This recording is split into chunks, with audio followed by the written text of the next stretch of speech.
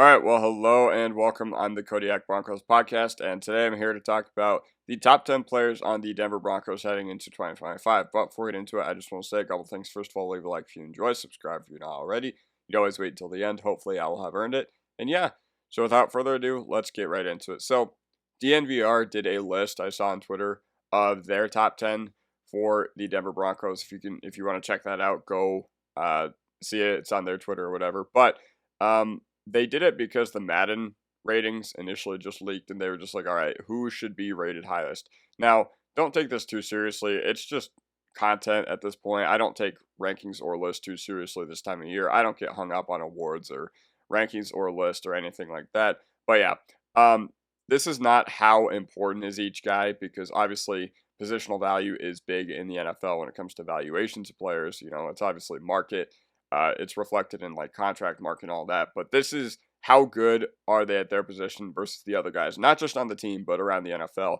And by the way, rookies just are not on here, no matter how good I think Barron or Harvey will be. But yeah, so without further ado, let's dive right into it. So I have 3 honorable mentions for this. So I think these are guys who I just didn't have room for, despite me, still wanting to recognize their accomplishments and their impact to the Denver Broncos. So last year, I was a little disappointed around this time that Marvin Mims had not made a bigger impact as a wide receiver in his career thus far. And I felt very similarly until about halfway through this past season when he really came into his own.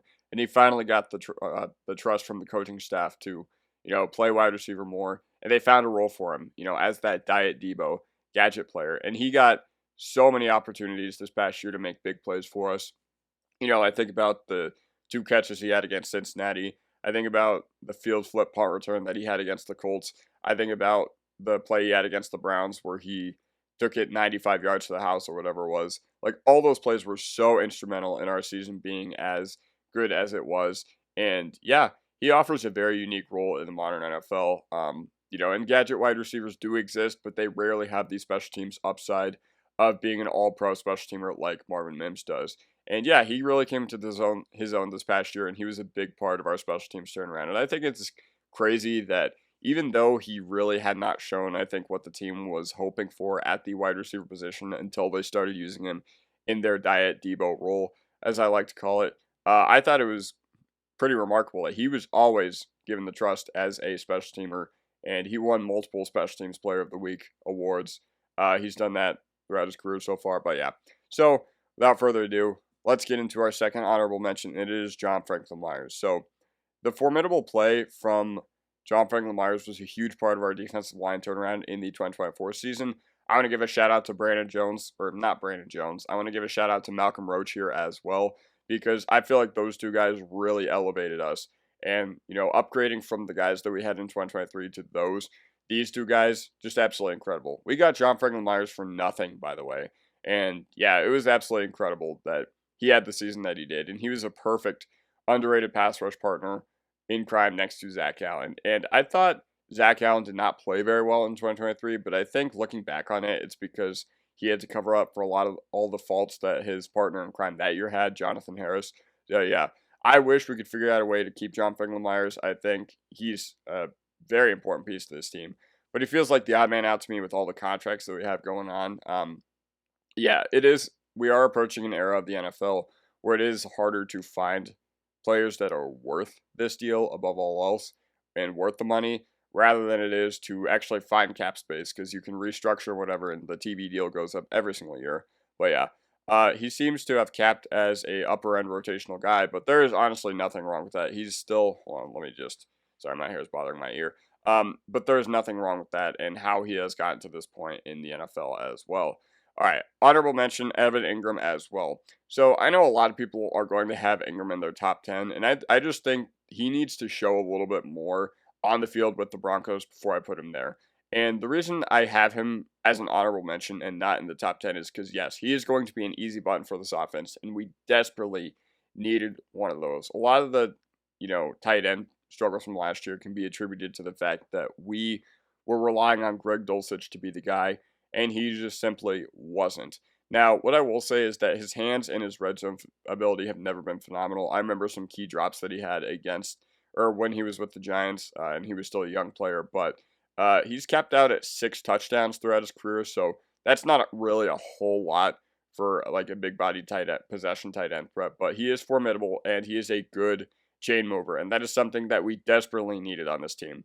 So why is he only number 10, or why is he an honorable mention, I should say? Well, his average depth of target in Jacksonville was 5.1 in 2023 and 2024. So he was not really a intermediate or deep attacker. He was a short yardage easy button, and that's completely fine. But maybe we'll see him take strides in the intermediate part of his game this upcoming year because, Sean Payton, he signed him with the Joker role in mind. And yeah, I think Sean Payton will be able to use him to his full potential, and then we'll be able to see what his ceiling truly is. Obviously, I'm excited about him, and I think most people would have him in the top 10, but yeah. Overall, I think he did not even finish with 1,000 yards after getting 150 catches in the 2023 season, and that's just not that great of efficiency. So we'll see how it pans out, but I'm still excited to have him on this team, despite me ranking him as an honorable mention. All right, number 10, Bo Nix. So it's funny to me that Bo Nix is basically backwards of what everybody thought about him as a prospect.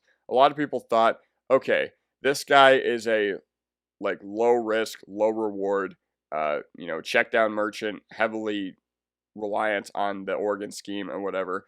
And in Bo Nix's rookie year, I didn't really see a whole lot of that. I didn't think we had the dudes to, like that Oregon did in the 2023 season that Bo Nix had, the playmakers at least, who could be really good rack guys. We didn't have any of that last year. What I saw last year from our young quarterback was I saw him as a guy who often relied on his physical tools to bail him out of certain situations. And the fact that he was able to have at least at worst a top 8, top 7 rookie quarterback season without having a run game, without having an over the middle of field tight end weapon, it's just absolutely incredible. And it was really rough waters early on. Like the first month of the season was very, very ugly. But from what I have seen from all the Denver Broncos beat writers this past year, it's mainly because he was not, given the keys until late August. That's when we named him the starter for week 1. But now you go into this offseason knowing that you're going to be the starter. You're relied upon to be the starter. And not only that, but you're relied upon to be the franchise quarterback. So he knows. Now he has the mental side of it dialed in. And yeah, overall, he'll just have a lot more time to prepare for that as well. If he even progresses a little bit this upcoming year, he will be in the top 5 by the time this next year. And I'm very certain of that. Now, with a full offseason and Sean Payton's offense as the quarterback one and, building off of what he had in the second half of the year, it's wheels up. There were times last year where Nick's dropped back where I was just like, all right, this is going to be a completion. I don't know to who, but there were times where he was absolutely on fire. And as of right now, we look to be out of quarterback purgatory. So that's absolutely phenomenal. But yeah, even with a broken back this past year, I did think the offense kind of tapered off in December and that coincided with Nick's broken back or whatever. But yeah, so number 9, Talanoa Hufanga. So Hufanga has had a hard time building on his All-Pro 2022 season due to injuries in 2023 and 2024. Now, 49ers fans are really impressed with the maturity of his game because I see them say that he is an old-school player, and he does look like a mini Polamalu out there on the field. But, the thing about Talanoa Hufanga is that he's kind of like Kareem Jackson, but he's not reckless. He's not detrimental to the team. He's not getting a bunch of flags or anything like that. He still lights dudes up, but he does it in a humane way, or at least as humane as you can do in the year of 2025, where it seems like defenders get punished for that style of play. He's still flying around. He's still, being an absolute menace on the football field. And yeah, the fact that we get that, but we don't have to rely on him or worry about him getting suspended every week like we do with Kareem Jackson, that's a great piece to this defense as well. And he has transformed from a playmaker type. Like with 49ers fans, what I saw them praise him for most was that in his 2022 year, he was absolutely great, but he blew some coverages and, that comes with being a high risk, high reward defensive back. But, he would take the less risk, less reward option as a safety in 2023 and 2024. And a lot of people praised him for his maturity on that. So he got injured in 2023. He had that torn ACL. He had that wrist injury in 2024. But now the medical staff has earned the right to hopefully get him right and rediscover some of that magic that he had early on in his career. And we were about as good of a spot as he could have landed. And I'm very, very pumped to see him next year because this is a high risk, high reward signing. And if it doesn't work out, the Broncos did a great job sheltering themselves from the contract backfiring. And now number 8 is Talanoa Hufanga's defensive partner. So he has a stronger track record of play than Hufanga the past 2 seasons, so that is why I put him over Hufanga. Just thought I would mention that. Yeah, Brandon Jones, absolute dog. I was like, who? When we signed him in free agency this past year. But, he was our second best player in the secondary. He was the second most consistent player in the secondary, I should say, after ascending from coaching by Jim Leonhard. We were just like, or the thought process behind signing Brandon Jones was, all right, this dude has been often injured, and this guy has had some very bad defensive coaching with the Miami Dolphins. Let's see what we truly got in him. Then you bring him here, where we've had a lot of really good player development and a very strong defensive coaching staff. And the results you saw last year were basically, yeah, I don't know, they speak for themselves. And a huge part of this defense's turnaround was guys overperforming relative to expectation. And honestly, I was none more pleasantly surprised than any guy last year than I was with Brandon Jones. I always kind of saw Bonitto and Allen as guys that could take that next step, but even with Brandon Jones, I knew virtually nothing about him. He was such a formidable piece of the defense, despite me being like, what? After we signed him in the free agency period. And the fact that he has upgraded his partner, or he hasn't done it specifically, but the Broncos have upgraded his partner from being PJ Locke to Talanoa Hufanga, that is absolutely awesome. And I think that's going to be huge for literally everybody on this defense, but it doesn't help anyone more than it helps Brandon Jones as well. Number 7, Courtland Sutton. So I don't even want to know what our offenses would have looked like without him in 2023 and 2024. It felt like our offense in 2023 was just Courtland Sutton, doing awesome stuff and being able to connect with Russ on some insane deep balls and just making, acrobatic sideline catches every single week, one-handed, dude draped all over him catches that were absolutely crazy. And in 2024, it was honestly more of the same. Like, he was our most reliable option on the offensive side of the ball. But he was kind of an afterthought to me in 2022. After the 2022 year, I was like, all right, it looks like it's Jerry Jeudy's wide receiver room. But you know what? Courtland Sutton, he has ascended as a leader. He absolutely bleeds blue and orange. He's gotten years and years with this team where we've had some bad offensive performances. He hasn't gotten a single target throughout the entire game. And guess what? He's never complained. He's literally never said anything negative to the media about it. He didn't care if we won, but he got literally 1 target and had 0 catches. Yeah, he's just that kind of dude. And with Courtland Sutton and his, career revival, he makes the easy stuff look hard and the hard stuff look easy. So the one, I guess, knock you could have on him is consistency, because I think he is a low-end wide receiver 1, and he is inconsistent down to down, but I have nothing but great things to say about him. And last year, he was our first 1,000-yard rusher receiver since 2019 Lindsey. And yes, it did take the Week 18 game to finally get there, where the Chiefs' defense was barely even trying. But yeah, so Courtland Sutton is my number 7 player on the Broncos heading into next year. Number 6 is Nik Bonitto. And listen, I know that a lot of people are going to be like, what? Why is he not number 4, number 3, or number 5 even? This is not a knock on him. I just think he needs to come into his own in other elements of his game. So my favorite thing about Nik Bonitto is that he is the clutch gene.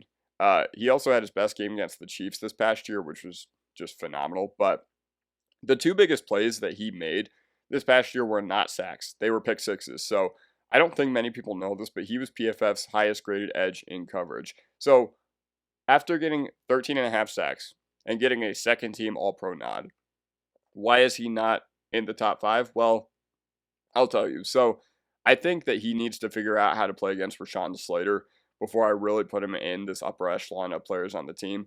While he is a great player, I just want to see him take strides against physical offensive linemen and, strides in physicality and setting the run and everything like that in his, to be considered one of the game's very best. So yeah, that's just what I think about Nik Bonitto. Like, obviously, awesome player. I have really, really high expectations for him going into 2025, and I think the team should extend him as quickly as they possibly can. But yeah, so Nik Bonitto is just phenomenal. Like, the fact that he had broken out as hard as he did this past year really solved a lot of problems with the team, and I hope that they can get something done sooner rather than later with the contract itself. Now, like I said, does need to do a little bit better about setting the edge, does need to get better against physical offensive linemen, but yeah. To be one of the game's and the team's very best players, that's just where I want to see him take strides. And if he can if he does what he did this past year again, then yeah, he'll probably be in the top 5 next year. But you know what? I have absolutely utmost faith that he will just continue progressing and continue on his upward trajectory. Number 5, Dre Greenlaw. So if you want to see depression and despair, look at all the Reddit threads and the Twitter threads of 49ers fans when they had saw that we had signed Dre Greenlaw to be our inside linebacker, because Greenlaw, he was like the Aaron Gordon and the Valerian Nichushkin of the 49ers defense, where without him, I don't know why, but the team is just not good at all. And yes, the 49ers defense was still a solid unit this past year, but you know, when Greenlaw did play in his one game, I believe it was this past year against the Rams, like the Rams could not do anything. And that's a good Rams offense. So it feels like Greenlaw was like a glue guy on the field for the San Francisco 49ers. And yeah, he is just one of the game's very best at coverage and run stopping. And you just have to hope that he recovers well. It was very smart for him to come here because he reportedly wanted a chance to be the team's inside linebacker 1. And we heavily value defense. So he's going to have a lot of really good talented dudes around him. And his adopted father said, hey man, you don't want to be Pippen, you want to be MJ, go be MJ. And I don't blame him for that whatsoever, because even though a lot of people remember Pippen, like thinking about this in 2010's NFL terms, like think about Brian Urlacher and Lance Briggs. Like a lot of people remember Lance Briggs, like he was a good dude, no doubt about it. But you know, Urlacher was the piece of the Chicago Bears defense that everybody knew they could not do without. So Dre Greenlaw, now behind, or he has been behind Fred Warner throughout his entire career. Now he has the chance to be the inside linebacker 1. And the only question is who is going to be the Pippen to Dre Greenlaw's MJ. That's just all we have to think about. And Greenlaw still is not a guarantee because he is coming off that Achilles injury, but I am very, very encouraged by what I saw against the Rams in that one half he played in as well. Then they shut him down for the rest of the year. They were like, all right, whatever, it's a lost season. But yeah, just watch his mic'd up against the Lions in the 2024 NFC Championship game. He reminds me of Al Wilson and DJ Williams, who should be in the Ring of Fame, by the way. And yeah, overall, I'm just super, super excited about Greenlaw. I have very high expectations for him going into next year. By the way, he was my number 1 free agent on my 2025 free agency big board, and the fact that we landed him, amazing. Number 4, Garrett Bowles. So I think Bowles deserved this season more than anyone else on this roster, in my opinion. And he went from being, you know, the fans' whipping boy to solidifying himself as a core dude. I've loved just watching his trajectory over the past few years. And honestly, yeah, overall, I remember driving to high school in 2017, 2018, and listening to the fan because I didn't know any better at the time. Wink, wink. But I've just loved seeing his trajectory. And I was a Bulls defender vehemently on, you know, those Broncos online boards while he was still a young player, because I felt like he was still playing fine. He was just getting called for holding penalties, and he was just very undisciplined. And I think, you know, with a guy like Bowles, you know, he has the heart of a lion, and he's been a huge piece of this team, especially over the past year when we needed a guy to protect our rookie quarterback. And we had 5 guys last year who did very, very well at doing so. He also has the 5th lowest pressure rate among starting offensive tackles over the past 5 seasons. An offensive line, it is not a position that develops overnight. You know, it did take until 2020 that we really saw Bowles come into his own, and he was the highest graded offensive tackle in the league that year. And the reason we've kept Nik so clean is because of the leadership of guys like Bowles.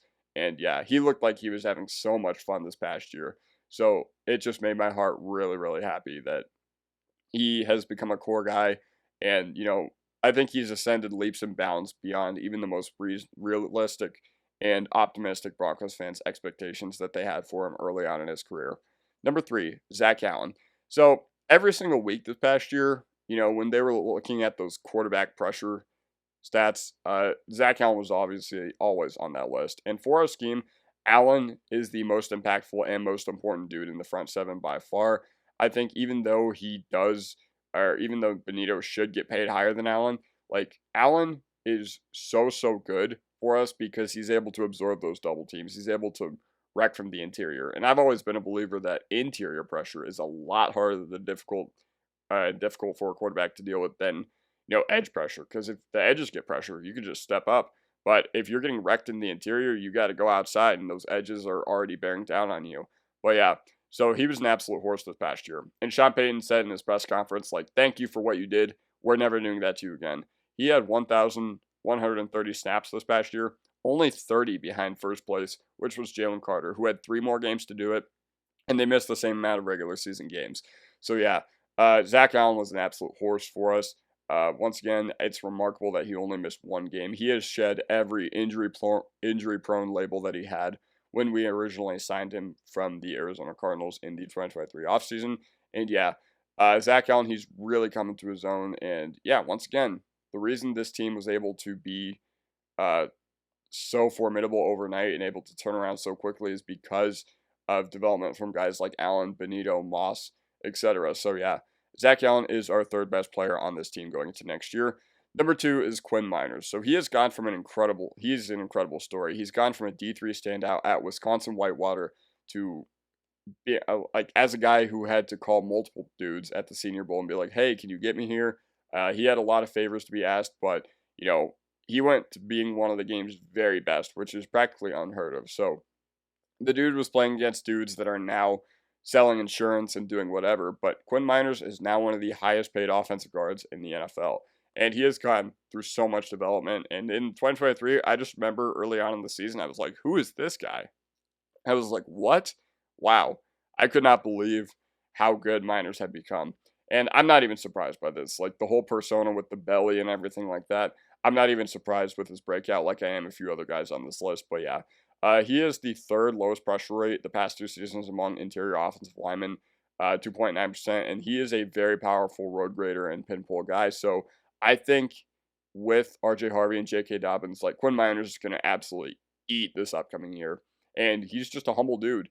He shaved his dreadlocks, which is, I guess it took a hit to the aura points. But yeah, overall, the offensive line, it got off to a really rocky start in 2024. I remember seeing the pressures in the game against Seattle week 1. And I was like, ooh, yikes. But Meinerz was easily the unit's best player the rest of the season. And that's not a slight to anybody else. Like Wattenberg, Bowles, who I had literally just mentioned, Powers, McGlinchey. I thought they all had pretty good seasons for what they did. But yeah, so that sums up how I feel about Quinn Meinerz. Number 1, Patrick Surtain. Well, I'm just going to let this graphic speak for itself and just talk a little bit over it. So this should be almost no surprise here as the reigning defensive player of the year. And his year was just insane. Everyone and everything he lined up against was absolutely put on a milk carton. So we just got to hope that he can keep his fast track to Canton up at this point and that fate allows it to happen. So looking at this tweet from Tyler Gorse, sorry, his handle cut out because of my face cam. Pat Surtain against notable players in 2024. I will say the one dude who gave him a little bit of trouble was Pickens, but everybody else absolutely shut down. And, it's kind of interesting because you're just like, well, why was he not on these guys a little bit more?